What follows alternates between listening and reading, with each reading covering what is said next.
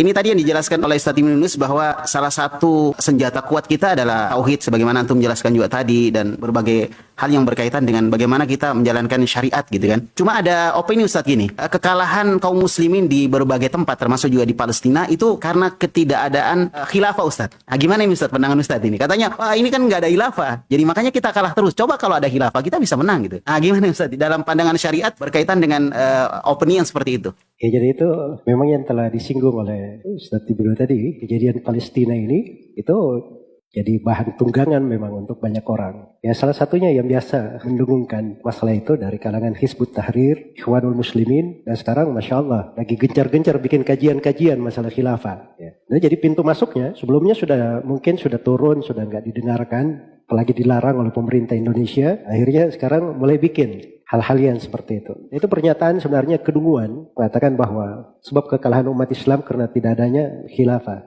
Khilafah itu apa? Mereka nggak paham makna khilafah. Orang-orang belajarnya tidak benar, tidak mengerti tentang makna khilafah. Khilafah itu di masa dahulu memang umat Islam itu hanya dipimpin oleh seorang kepala negara. Jadi Khalifah Rasulullah yang pertama Abu Bakar. Beliau adalah kepala negara yang menggantikan Rasulullah Sallallahu Alaihi Wasallam. Makanya disebut Khalifah. Khalifah yang kedua adalah Abu Bakar, kemudian Umar, yang kedua Umar, kemudian Utsman, kemudian Ali, kemudian berlanjut khilafah. Dan dimaklumi ketika masa Muawiyah radhiyallahu taala anhu berakhir, setelah masa khilafah Muawiyah selama 30 tahun lebih, itu ada dua kepemimpinan setelahnya. Ada kepemimpinan anaknya Muawiyah, Yazid bin Muawiyah di Syam, dan ada kepemimpinan Abdullah bin Zubair untuk wilayah Mekah dan sekitarnya. Dan itu Syah sebagai kepemimpinan. Nah, ini tidak dipimpin oleh satu kepala negara. Tapi bersamaan dengan itu, dari setiap wilayah kepemimpinan itu dianggap Syah oleh seluruh sahabat yang masih hidup waktu itu dan para tabi'in. Imam Syaukani, Syekh Muhammad bin Abdul Wahab itu telah menukil kesepakatan ulama bahwa ulama sepakat walaupun negeri-negeri umat Islam yang sudah semakin luas,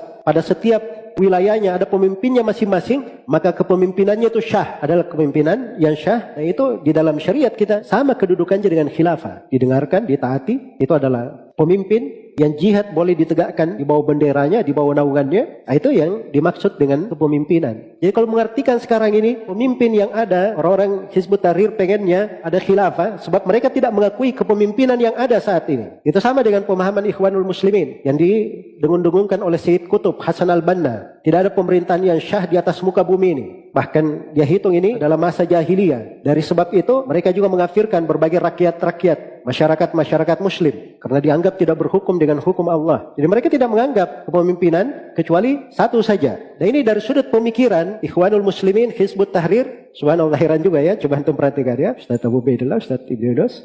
Dari sudut pemikiran sama dengan pemikirannya orang-orang Syiah. Orang-orang Syiah yang juga hanya mengakui kepemimpinan imam 12 mereka. Nah, itu yang benar. Yang lainnya tidak ada pemimpin. Pemimpin Iran yang sekarang ini pun itu bukan imam bagi mereka. Itu cuma pengganti dari imam. Wakil sementara. Imam 12-nya sudah hidup ratusan tahun yang lalu. Cuma bersembunyi di gua Sirdap. Sama di dalam ideologi kepemimpinan dan di dalam masalah berbagai kasus di Palestina juga bekerja sama antara Ikhwanul Muslimin dan orang-orang Syiah Rafidhah di Iran. Yang karena itu dari pernyataan sebagian tokoh-tokoh kita, dari tokoh pemerintahan yang saya dengarkan, mereka katakan masyarakat Indonesia itu harus tahu bahwa di sana itu ada kejadian-kejadian yang mereka tidak mengerti, kejadian yang sangat aneh dan mereka tidak mengerti. Nah, itu benar, hal-hal yang seperti itu harus dipahami. Karena itu tadi saya terangkan bahwa perkara-perkara itu ditimbang dengan timbangan syariat. Kita harus mengetahui hal-hal yang bisa menyebabkan umat Islam itu menjadi jaya, apa yang dengannya mereka bersatu, menjadi baik. Dan hal-hal yang bisa membahayakan mereka, itu kita harus ingatkan agar supaya umat ini sadar meninggalkannya, paling tidak berwaspada dari hal-hal yang seperti itu. Baik, itu mungkin terkait dengan isu khilafah tadi, ketidakadaan khilafah. Barakallahu. Inna Allah wa malaikatahu yusalluna 'alan nabi. يا أيها الذين آمنوا صلوا عليه وسلموا تسليما